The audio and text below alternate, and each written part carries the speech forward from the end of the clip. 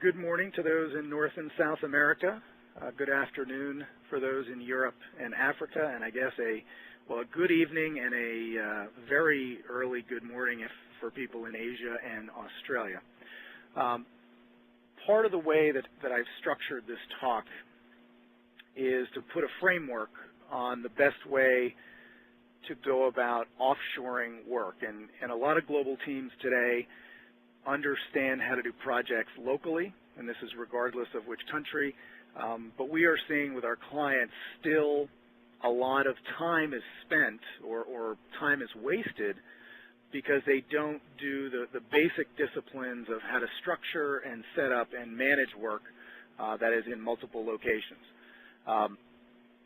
Some of our clients have been doing work at different countries for years. Others are just stepping their toe in the water for various reasons.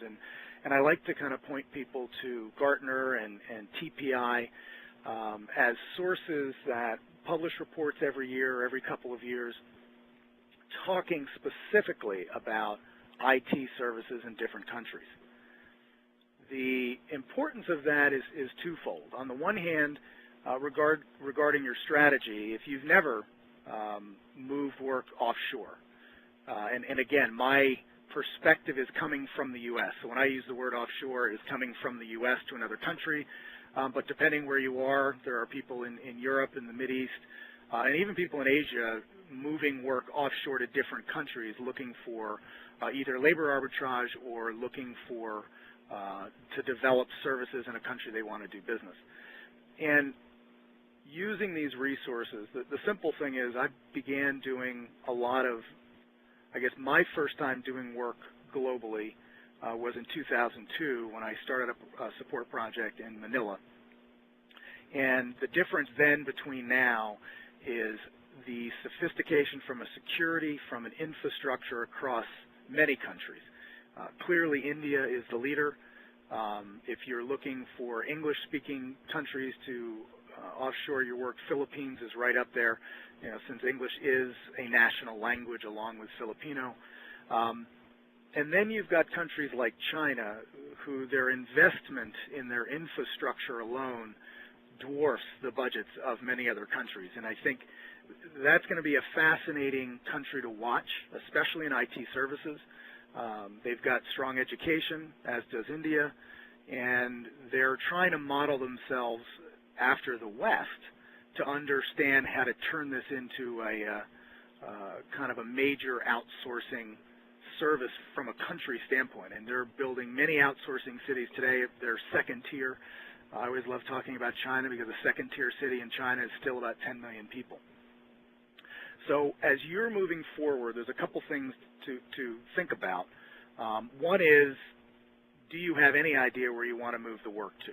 And this is as you're sitting down, you know, we look at what would be the perfect world in setting up a project, and it should always start with, well, what is your strategy? And the two that stand out are, am I really trying to lower cost in my organization, which was the primary reason for a lot of the offshoring that happened right around 2000 and after 2000. Y2K was a big driver for some work in India because it was very repeatable, very understandable, but it was massive. It had a massive scale. So as you're working with your organization, a key part is to understand or communicate, why are we doing this? In some cases, it's simply a measure of a percentage of your work or budget will be performed offshore. This helps your organization understand how it fits. And too many times with our clients and too many times over the years, the communication of the strategy never really occurred outside the executive suite. So management got together, they discussed what they needed to do, they then started to implement plans for that strategy, but the workforce that had to help with the transitions and help with the preparation didn't understand what this meant to them, didn't understand what it meant to the organization, and really didn't understand what it meant 5, 10 years down the road. And I think that's a key part of any offshore strategy, is to communicate, communicate, communicate.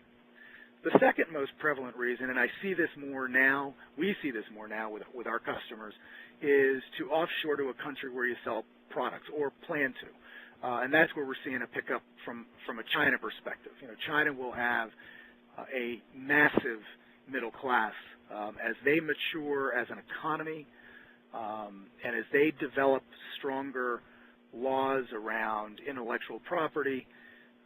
There's a lot of people realizing we need to understand more how that local economy works to be able to position our products, and that's something we're doing as well. We're looking at a lot of our core products and how to sell it into China, but we've been in China for the last 8 years. So since July 2005, we've been doing business in China, and every year, every meeting, every visit, you know, I learn a little bit more of the subtlety of dealing with people from China, and especially if you're talking about selling services or working in the services industry. So that's a key part of what I feel is a global plan.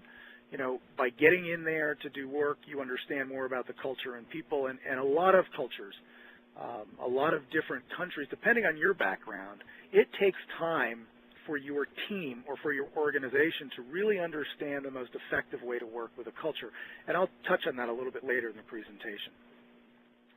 Probably the most obvious from an IT perspective is you clearly have to define and implement a strong and secure infrastructure.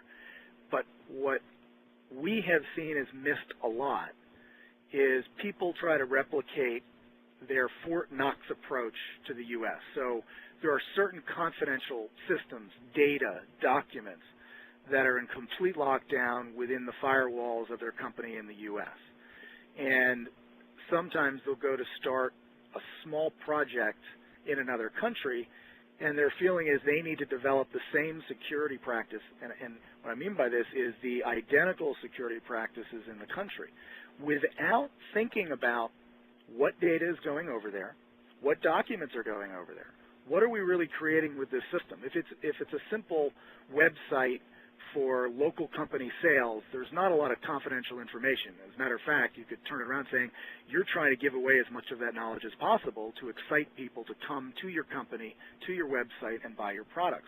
So as you're defining your security policies and you're implementing those technologies, the important part of that is to understand what is the risk associated with the type of work that we're doing here. If the risk is high, then clearly you need to invest in the policies and the technologies to protect that. If the risk is low, then you need to be smart about common technologies that allow you to secure work point to point, but you don't have to think about attacks from different areas that could come in and do it. And I worked on a project years ago for a bank in Wilmington, Delaware, and they had been doing or were about to do work for a company or through a company that was establishing a staff to develop software in China. And it was really 3 locations were managing this work. So China were the developers developing this sophisticated software, which was considered intellectual property. In New York, they had a group of people that really were responsible for pulling that all together and doing the basic testing, making sure the requirements are met. And then they were moving it into Wilmington for the final testing and approach. And part of our conversations were, well, we need to implement the same testing environment and the same secure environment in all 3 locations. But upon further discussion, we talked through what exactly or physically how can we set this up? Because if the developers in China have no access to systems in the U.S.